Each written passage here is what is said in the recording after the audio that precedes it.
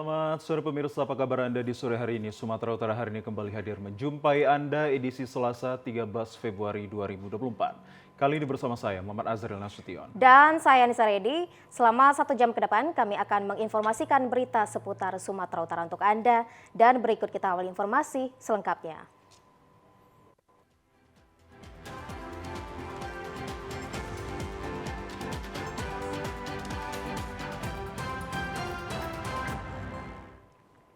Pemirsa, di informasi yang pertama, Direktorat Reserse Narkoba Polda Sumatera Utara berhasil menangkap seorang pria yang diduga sebagai kurir narkoba jenis sabu-sabu. Dalam penangkapan tersebut, petugas berhasil menyita narkoba jenis sabu-sabu seberat 13 kg yang ditaksir nilainya mencapai belasan miliar rupiah.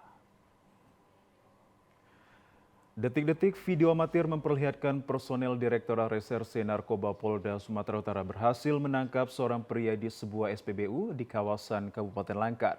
Dalam penangkapan tersebut, pelaku berinisial H yang diduga sebagai kurir ini terdiam dengan tangan diborgol. Saat petugas menggeledah isi karung plastik yang di dalamnya berisikan narkoba jenis sabu-sabu seberat 13 kg. Kepala Bidang Humas Polda Sumatera Utara Kombes Pol Hadi Wahyudi mengatakan bahwa penangkapan pelaku H berawal dari laporan masyarakat terkait adanya transaksi narkoba dalam jumlah yang besar yang akan dilakukan di kawasan Kabupaten Langkat. Berdasarkan laporan tersebut, tim langsung melakukan penyelidikan dan berhasil mengetahui lokasi yang akan dijadikan tempat transaksi narkoba.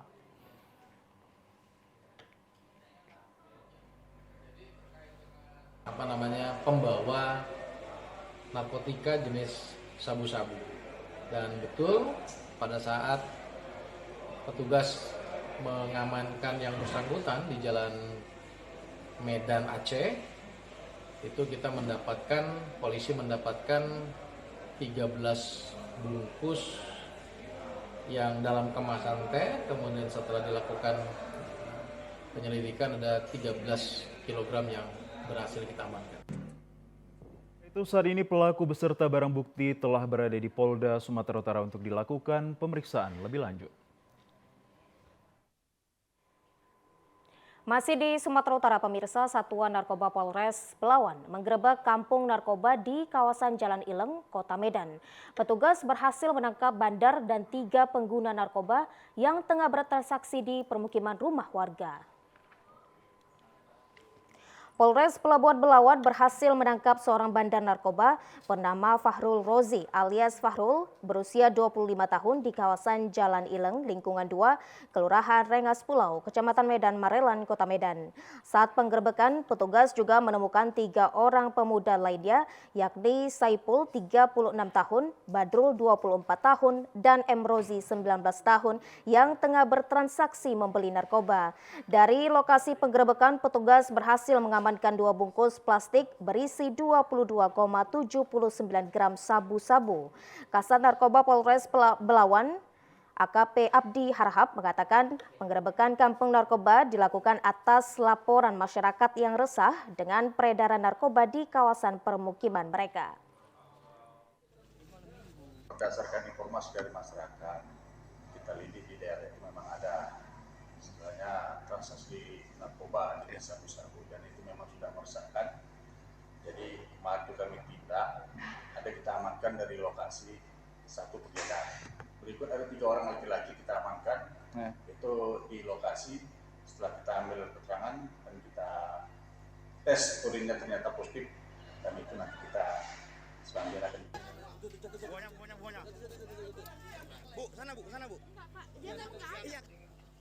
dilakukan pemeriksaan lebih lanjut. Kita beralih ke informasi lainnya, pemirsa. Kepala Staf TNI Angkatan Darat Jenderal TNI Maruli Simanjuntak pagi tadi meninjau kesiapan Kodam 1 Bukit Barisan dalam mendukung pengamanan pemilu 2024.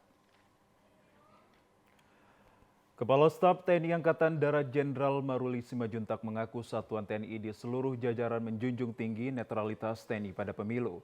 Untuk itu kehadirannya ke Makodam 1 Bukit Barisan menghimbau pada seluruh satuan agar membuktikan netralitas tersebut pada pesta demokrasi yang akan dilangsungkan pada tanggal 14 Februari 2024. Sementara itu, Jenderal Maruli juga menghimbau pada seluruh masyarakat agar tetap mensukseskan pemilu tanpa adanya gesekan, sehingga melalui pesta demokrasi dapat menentukan pemimpin bangsa Indonesia 5 tahun ke depan. Netralitas TNI akan tetap kita jaga. Selanjutnya juga Ibu mau melihat ada baru barang penyerahan dari Kemhan berupa 8 unit ANWA dengan juga barrier yang sudah disiapkan untuk menghadapi pemilu ini. Ya, kalau kita kan mendukung kepolisian, kita sudah ada kerjasama, pasukan yang standby sudah kita siapkan, pasukan cadangan kita siapkan, nanti di bawah koordinasi dari kepolisian. Tapi selama ini kan sudah ada, kita juga punya intelijen, kepolisian, segala macam. Ya, kita mudah-mudahan semua bisa berjalan dengan baik. Kodam 1 Bukit Barisan juga memastikan bantuan yang diserahkan oleh Kementerian Pertahanan berupa 8 unit ANWA yang akan dipergunakan oleh jajaran Kodam 1 Bukit Barisan dalam pengawalan pemilu, sekaligus menjadi alutsista tambahan di jajaran Kodam 1 Bukit Barisan. Sementara tokoh masyarakat Sumatera Utara mengutarakan suksesnya pemilu yang digelar pada 14 Februari 2024 mendatang adalah meningkatnya partisipasi masyarakat dalam menentukan hak pilihnya.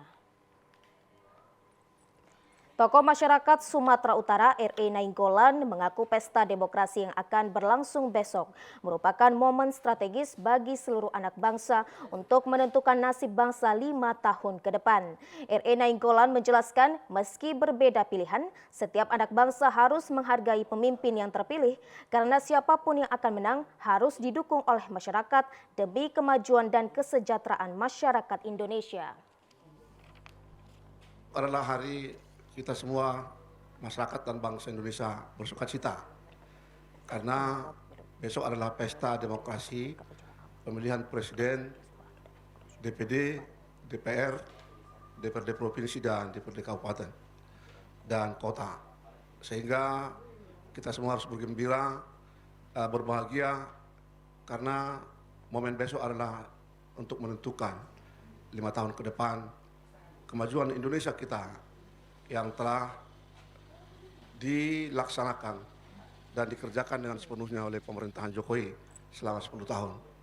Himbauan kami sebagai warga masyarakat Sumatera Utara, yang pertama, jangan golput.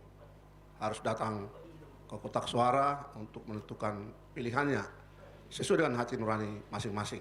Pada sisi lain, kita sangat berharap agar masyarakat tetap bersatu, tetap bersaudara. Dan sebagai warga bangsa, senantiasa haruslah saling hormat menghormati. Jangan ada hujatan, jangan ada kebencian atau hoax, atau berita-berita yang tidak baik. Tetapi semuanya kita tetap bersaudara. Besok, seperti yang saya katakan tadi, selain daripada pesta demokrasi yang membuat kita berbahagia, tapi juga pada sisi lain bahwa hari besok akan sangat menentukan kehidupan bangsa dan negara kita.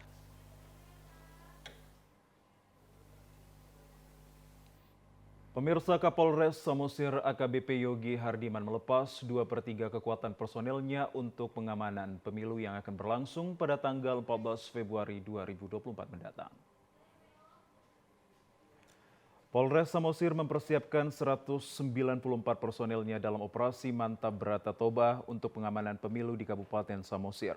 Meski mengalami keterbatasan personel, 2/3 kekuatan ini telah dipersiapkan untuk pengamanan pemilu serentak yang akan berlangsung. Sementara TPS yang tersebar di 9 kecamatan di Kabupaten Samosir tercatat 465 TPS akan mendapatkan pengamanan dari 93 personel Polres Samosir. Untuk membantu pengamanan pemilu di Kabupaten Samosir, Polda Sumatera Utara telah mengirimkan sebanyak 37 bantuan personil. AKBP Yogi Hardiman mengatakan bahwa daerah yang kurang rawan akan ditempatkan 2 polisi dan 18 linmas untuk 9 TPS. Daerah rawan akan ditempatkan 2 polisi dan 12 linmas untuk 6 TPS. Daerah sangat rawan akan ditempatkan 2 polisi dan 4 linmas untuk 1 TPS. Operasi Mantap Brata Toba 2023 dan 2024 Kami sudah menyiapkan sebanyak 2/3 kekuatan Polres, yaitu sebanyak 194 personil untuk kami siagakan kepada kegiatan-kegiatan pemilu. Dan khusus 93 personil kami sudah siapkan untuk disebarkan di pengamanan TPS-TPS yang ada di Kabupaten Samosir. Jumlah keseluruhan TPS sebanyak 465 yang tersebar di seluruh kecamatan yang ada di Kabupaten Samosir. Pemirsa, pemilihan umum tahun 2024 diharapkan berjalan aman, lancar dan demokratis sehingga seluruh agenda pembangunan nasional dapat berlanjut pada periode mendatang dan publik berharap hasil dari pemilu ini lahir wakil-wakil rakyat yang berintegritas dan komitmen pada kemajuan bangsa dan negara. Hal ini terangkum dalam forum Group Discussion atau FGD DPW Ikatan Media Online atau IMO Indonesia Sumatera Utara bekerja sama dengan Dewan Harian Daerah atau DHD 45 Sumatera Utara yang berlangsung di Gedung Juang 45 Jalan Pemuda Medan kemarin. FGD yang mengambil tema peran media dan suksesnya pemilu berkualitas diikuti awak media yang berhimpun dalam wadah DPW IMO Indonesia Sumatera Utara dengan menghadirkan narasumber pengamat media dan pengamat sosial politik, diantaranya Dr. Edi Sofyan dan Dr. Nispul Koiri. Ketua DPW IMO Indonesia Sumatera Utara HA Nuar RD dalam sambutannya mengatakan lewat FGD ini akan semakin menguatkan semangat insan pers agar memberitakan hal-hal yang benar sehingga lahir pemilu yang jujur, adil, berkualitas tanpa berita hoaks dan berita hitam lainnya. FGD ini merupakan bagian dari giat DPW IMO Indonesia Sumatera Utara yang bertujuan untuk memberikan wawasan kepada wartawan di IMO Indonesia Sumatera Utara untuk memahami dan memberitakan persoalan dengan jujur dan berkeadilan. Dr. Nispul dalam paparannya media berperan sebagai agent of change lewat pemberitaan yang tersajikan di tengah masyarakat dan profesi wartawan merupakan profesi yang terhormat. Betapa besar kontribusi media sebagai penyebar informasi kepada masyarakat secara luas. Media berperan penting dalam kehidupan kebangsaan dan memberikan rasa nyaman di tengah masyarakat lewat pemberitaan yang objektif. Saya mengapresiasi kehadiran IMO. IMO menjadi salah satu kekuatan bangsa, menjadi salah satu kekuatan negara, dan menjadi salah satu kekuatan yang akan membackup pemilu damai, berkualitas, dan bermartabat.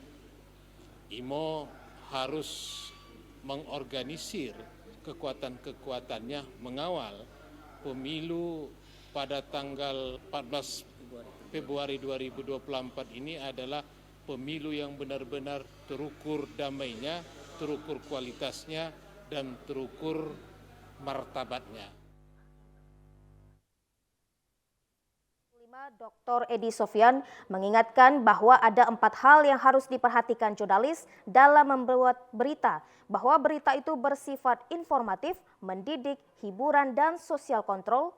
Ada 4 agenda pemilu yang dilaksanakan, yaitu memilih anggota legislatif, memilih presiden, melanjutkan dan mengisi kemerdekaan, dan mempertahankan keutuhan NKRI, dan pers wajib menjaga proses ini sesuai dengan tugas wartawan, yaitu sebagai penyedia informasi, beritanya mendidik bukan hoaks, hiburan, dan berfungsi sosial kontrol.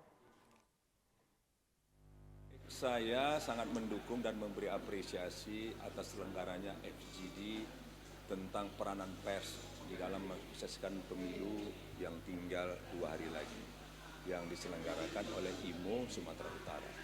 Memang peran pers ini sangat penting karena pers ini juga diharapkan mampu mengendalikan, turut berperan di dalam mengendalikan kerja-kerja eksekutif, judikatif, dan legislatif.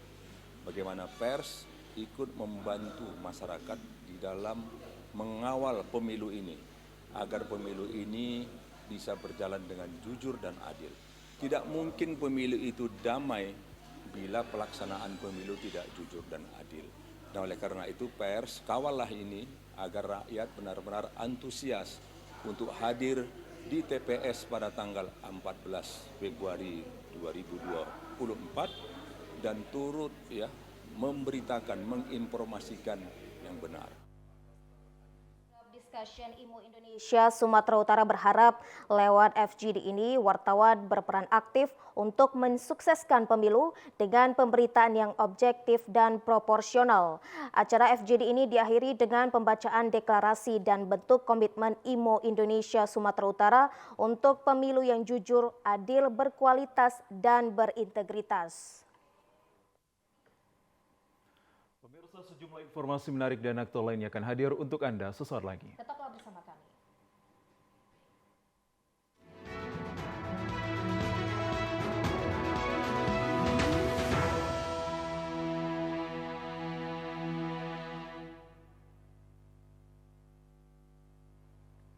Memasuki hari kedua masa tenang pemilu 2024, Bawaslu Toba membubarkan pertemuan salah satu parpol peserta pemilu.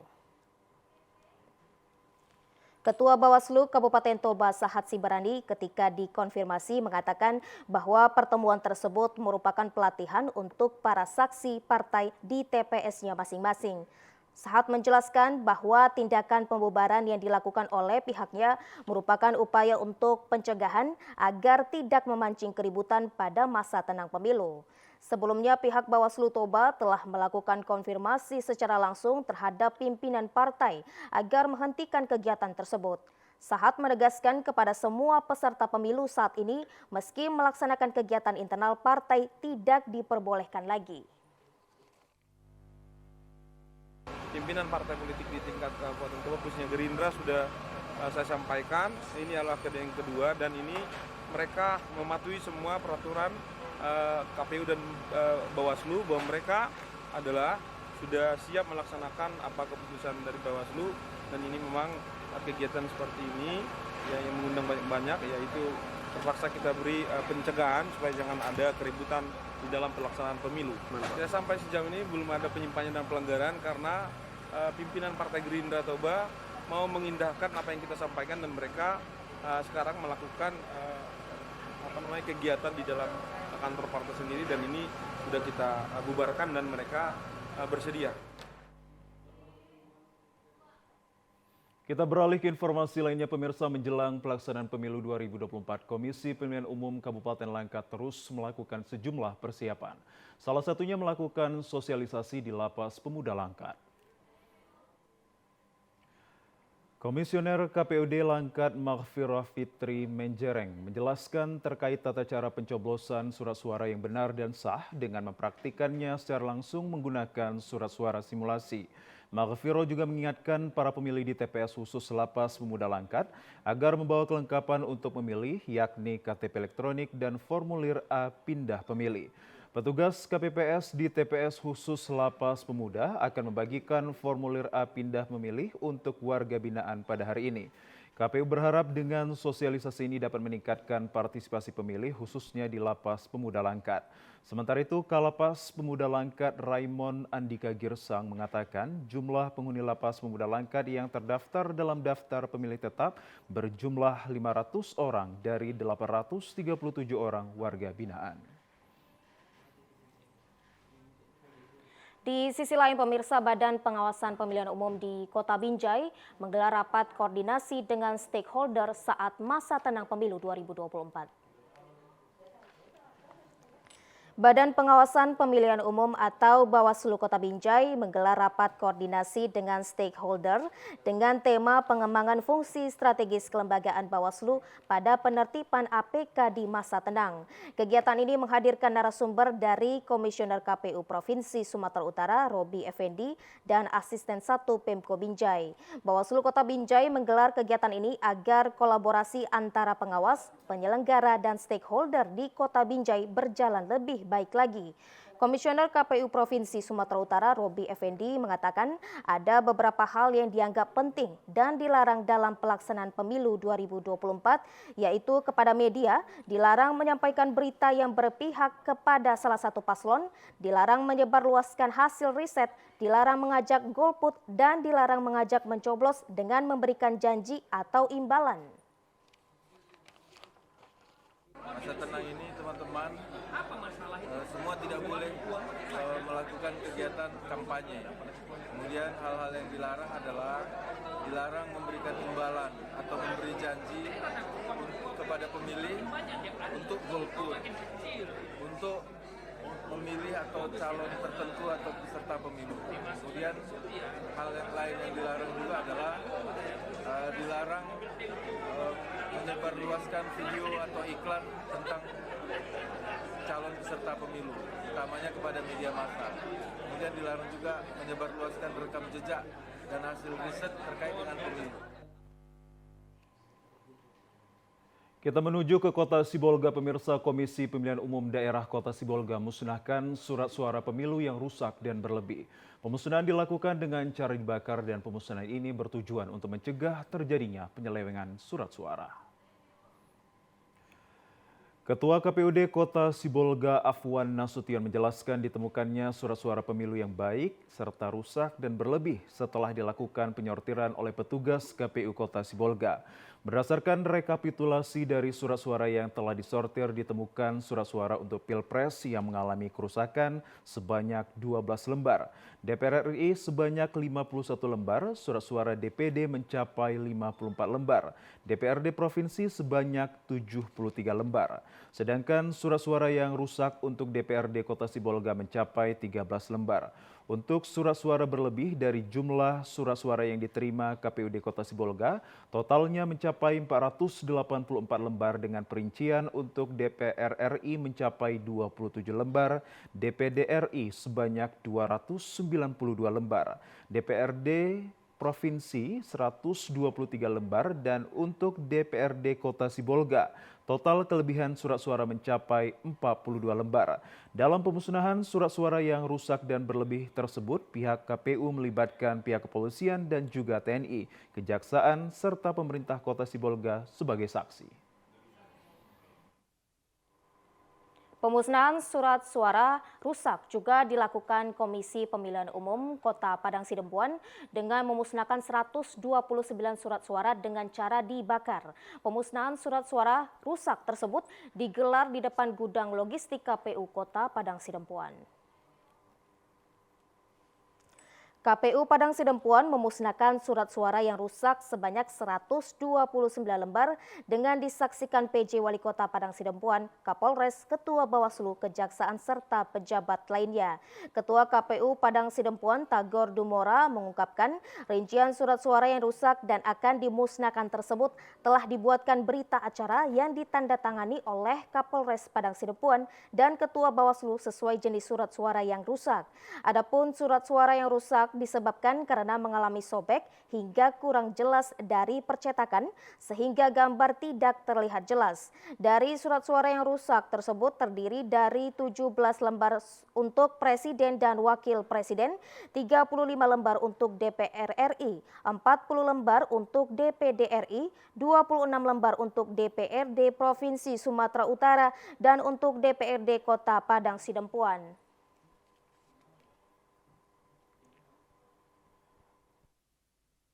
Bersama petugas gabungan Satpol PP serta TNI Polri terjun di lapangan melakukan pembersihan alat peraga kampanye yang masih marak berdiri pada sejumlah lokasi dan lapangan terbuka hijau di wilayah Kota Gunung Sitoli.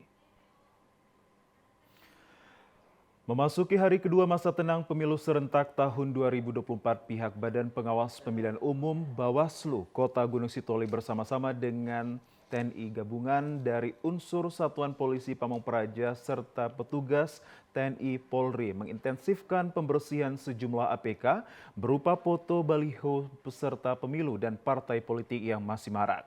Beberapa ruas jalan protokol masih terdapat alat peraga dan baliho calon legislatif serta calon presiden dan calon wakil presiden. Antara lain di Jalan Soekarno, Jalan Diponegoro, Jalan Karet, serta Jalan Sudirman.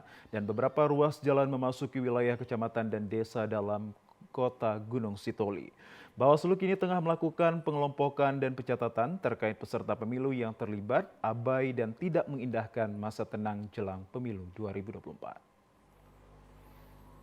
Ya, ini sebagaimana di Undang-Undang Nomor 7 bagi parpol yang tidak melaksanakan penurunan ini, misalnya kita telah melakukan sanksi, baik sanksi administrasi dan sanksi pidana juga sudah ada di sana. Namun secara persuasif bahwa Sultan Kustoli hari ini melakukan upaya-upaya pencegahan sebagaimana mestinya sesuai dengan ketentuan baik itu di Undang-Undang Nomor 7 maupun di Bawaslu itu sendiri. Itu seluruh alat peraga kampanye yang berhasil ditertibkan dan dibersihkan ini langsung diletakkan ke dalam armada Satpol PP untuk diamankan karena menjadi bahan dan barang bukti pada tahapan penindaklanjutan. Beralih ke Kabupaten Batubara, pemirsa, Satuan Polisi Pamong Praja, Satpol PP, Pemerintah Kabupaten Batubara bersama dengan Badan Pengawas Pemilu Bawaslu Batubara terus percepat pembongkaran alat peraga kampanye di masa tenang.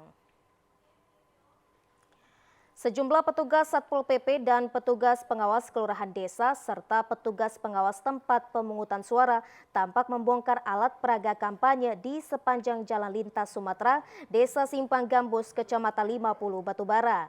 Selain membongkar baliho berukuran besar bergambar calon legislatif, petugas juga mencopot poster-poster yang ditempelkan di pohon di pinggir jalan. Kepala Bidang Ketentraman dan Ketertiban Satpol PP Pemkab Batubara, Zulkarnain, mengatakan pembongkaran alat peraga kampanye peserta pemilu sudah dilakukan sejak 11 Februari 2024. Kegiatan pembongkaran alat peraga kampanye ini ditargetkan akan rampung pada 13 Februari 2024 hari ini. Berdasarkan aturan, seluruh peserta pemilu harusnya sudah membersihkan seluruh alat peraga kampanye selama masa tenang. Namun faktanya, alat peraga kampanye dibiarkan begitu saja. Pemirsa, beragam informasi menarik dan aktual lainnya akan hadir untuk Anda. Tetaplah bersama kami di Sumatera Utara hari ini sore.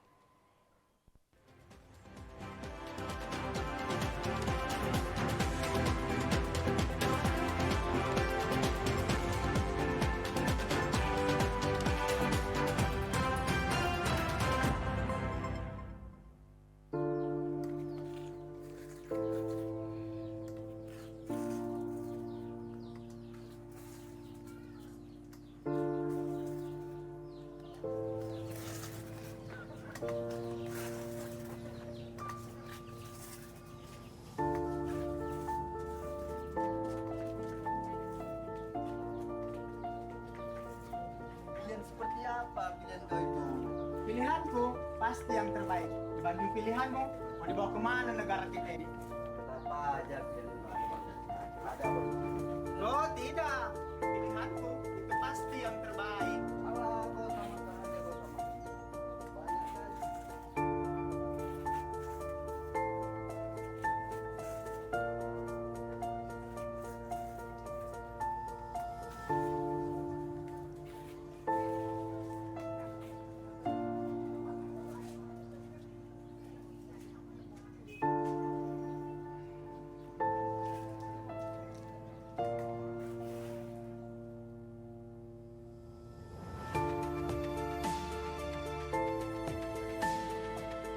Kita sama, memiliki hak yang sama untuk kemajuan Indonesia 5 tahun ke depan.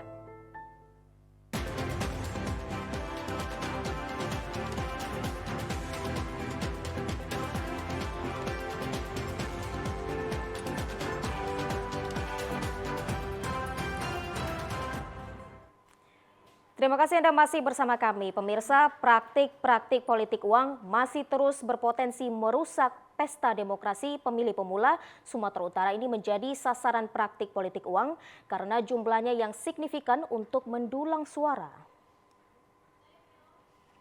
Hal tersebut terungkap pada diseminasi hasil penelitian pada pemilih pemula Gen Z terhadap money politik tahun 2024 bertajuk Persepsi Pemilih Pemula Gen Z terhadap Hak Pilih dan Politik Uang untuk tahun politik 2024.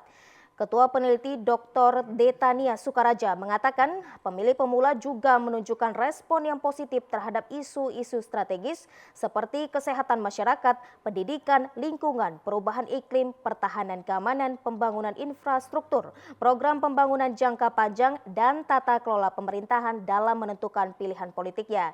Dalam diseminasi ini, para penyangga mengharapkan agar peneliti di Pusat Kajian Anti Korupsi USU melanjutkan hasil yang ditemukan dengan memberi masukan kepada berbagai pihak.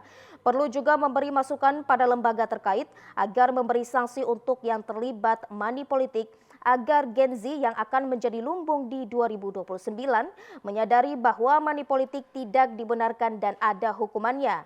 Selain itu, tim peneliti perlu rencana tindak lanjut dengan adanya data-data yang ditemukan sekaligus disosialisasikan pada pemilih pemula di Pilkada mendatang. Dalam sambutannya, Rektor USU Profesor Murianto Amin menyambut baik kegiatan ini dan berharap Pusat Kajian Anti Korupsi USU menjadi lembaga yang eksis terkait penelitian seperti yang dihasilkan saat ini.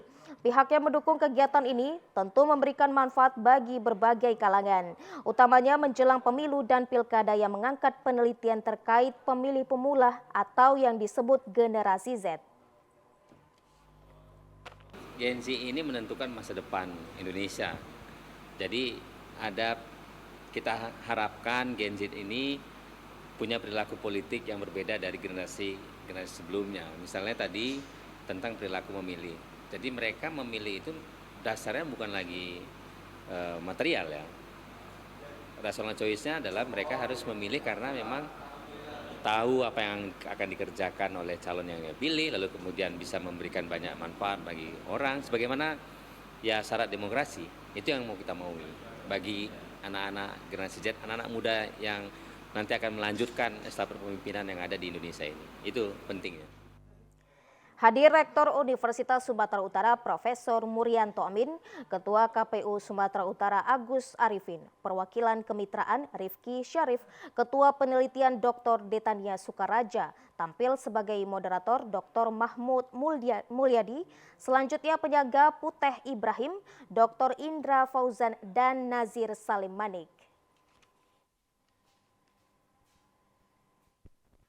Pemirsa, Pusat Kajian Anti Korupsi Fakultas Hukum Universitas Sumatera Utara bersama mitra menggelar diseminasi hasil penelitian pada pemilih pemula generasi Z terhadap money politik tahun 2024 bertajuk Persepsi Pemilih Pemula Gen Z terhadap Hak Pilih dan Politik Uang untuk tahun politik 2024 menghadirkan para mahasiswa dari berbagai perguruan tinggi. Dr. Detania Sukaraja memaparkan pemilih pemula yang disebut Gen Z akan menggunakan hak pilihnya di ajang pemilu dan pilkada 2024. Tujuan penelitian adalah untuk menganalisa persepsi Gen Z sebagai pemilih pemula terkait praktik money politik dan hak memilih di Sumatera Utara pada pemilu 2024 serta menganalisa faktor-faktor yang mempengaruhi pilihan Gen Z sebagai pemilih pemula dan menjadi sasaran praktik politik uang karena jumlahnya yang cukup signifikan untuk mendulang suara. Pemilih pemula telah memiliki kesadaran hukum dan menunjukkan idealisme dalam menggunakan hak pilih untuk masa depan bangsa dan sebagai bentuk partisipasi aktif dalam menjaga sistem pemerintahan yang demokratis. Namun pemilih pemula masih cenderung mau menerima uang ataupun imbalan. Meskipun tidak selalu bersifat transaksional, hal tersebut dilakukan meskipun mereka mengetahui perilaku tersebut merupakan perilaku koruptif yang diancam sanksi pidana. Harapannya hasil penelitian itu bisa menggambarkan gitu ya bahwa potensi-potensi praktik politik uang ini di lingkungan Provinsi Sumatera Utara masih berpotensi, sangat besar berpotensi terjadi begitu ya. Dan kita harapannya tentunya ini bisa menjadi data yang bisa membantu kita untuk melihat kembali sebenarnya strategi-strategi pencegahan yang sudah dibuat dan bagaimana kita menyikapi isu tersebut ke depannya, dan harapannya ini juga dapat berkontribusi untuk ke depannya kita bisa mewujudkan proses demokrasi yang sehat gitu ya, yang bersih dari praktek politik uang.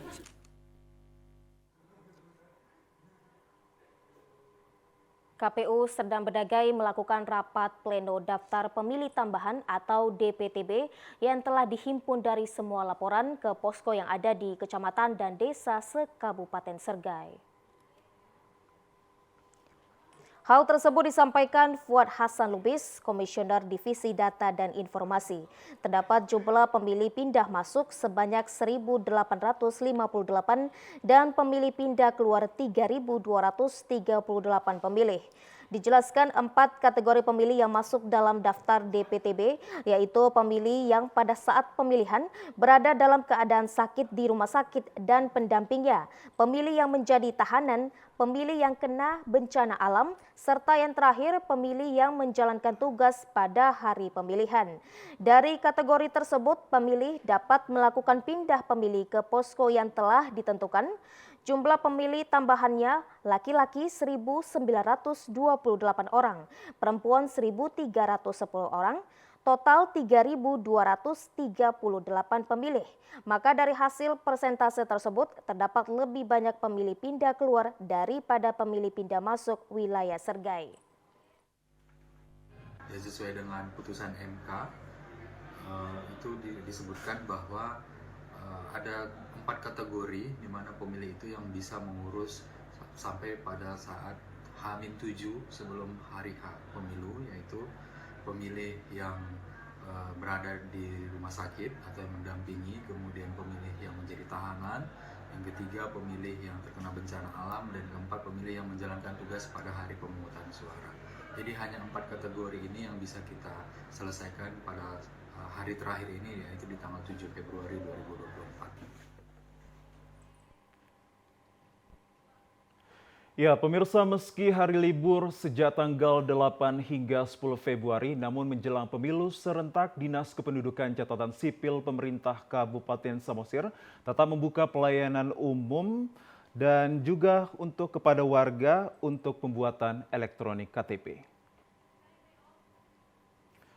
Mengacu pada amanah Surat Menteri Dalam Negeri terkait pelayanan Dukcapil pada hari libur dan pelaksanaan hari libur tahun 2024, Dukcapil Pemerintah Kabupaten Samosir libur bersama kemarin membuka pelayanan umum kepada warga. Hal tersebut dilakukan guna mempercepat proses pengurusan dan pencetakan kartu eKTP bagi warga. Pelayanan umum kepada warga selama hari libur bersama tersebut didominasi oleh pemilih pemula yang datang untuk pengurusan elektronik KTP guna ikut memilih. Salah seorang warga Mangihut Simbolon mengaku sedang mendampingi anaknya untuk mengurus KTP agar bisa ikut pemilu sebagai pemilih pemula. Kabid Pengelolaan Informasi Administrasi Kependudukan dan Pemanfaatan Data Selamat Hutagalung mengatakan demi mensukseskan pemilu tahun 2024 membuka pelayanan umum di hari libur bersama guna melayani masyarakat yang belum memiliki eKTP. Selamat Hutagalung juga menjelaskan pelayanan umum kepada warga juga akan dibuka pada tanggal 14 Februari meski pemilu tengah berlangsung. Selain itu, pemirsa, ratusan warga di Kabupaten Mandailing Natal, Sumatera Utara membludak mengurus kartu tanda penduduk. Rata-rata warga yang datang mengurus KTP merupakan pemilih pemula. Inilah suasana yang tidak biasa di kantor kependudukan dan catatan sipil Kabupaten Mandailing Natal, Sumatera Utara. Ratusan warga yang merupakan pemilih pemula ini beramai-ramai datang untuk mengurus administrasi kependudukan. Petugas perekaman eKTP mengaku harus bekerja ekstra hingga menambah jam pelayanan bagi masyarakat sampai malam hari demi melayani pembuatan KTP bagi pemilih pemula. Disduk Capil juga menjamin ketersediaan belangko KTP hingga hari pencoblosan 14 Februari 2024 nanti. Pelayanan khusus pembuatan KTP ini juga dibuka di hari pemilihan sejak pukul 8 hingga pukul 2 siang. Pemirsa, dalam upaya menjaga nilai-nilai ukhuwah Islamiyah, ratusan masyarakat di Liserdang sekitarnya melakukan tabligh akbar sekaligus memperingati Isra Mi'raj kemarin di lapangan Kebun Kelambir 5.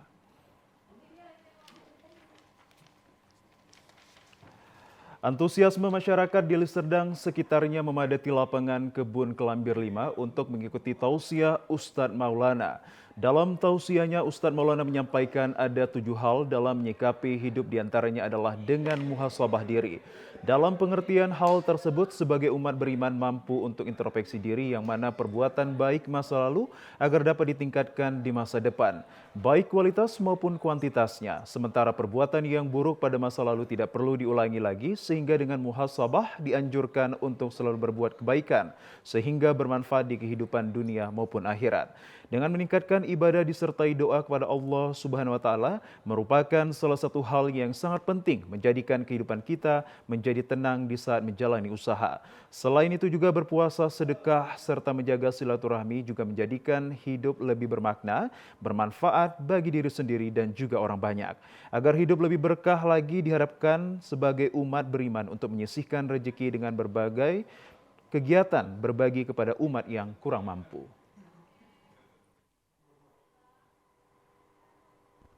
Pemirsa, mari kita simak informasi perakiraan cuaca di sejumlah daerah di Sumatera Utara dari Badan Meteorologi, Klimatologi, dan Geofisika Wilayah 1 Medan berlaku pada esok 14 Februari 2024.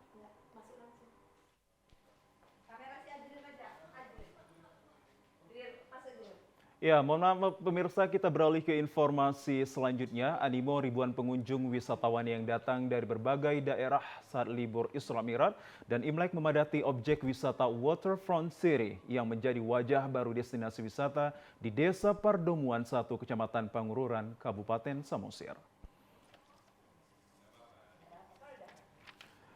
Ribuan pengunjung wisatawan terlihat memadati lokasi objek wisata Waterfront City di Desa Pardomuan 1, Kecamatan Pangururan, Kabupaten Samosir. Waterfront City menjadi lokasi hiburan bagi para pengunjung Pangururan Samosir.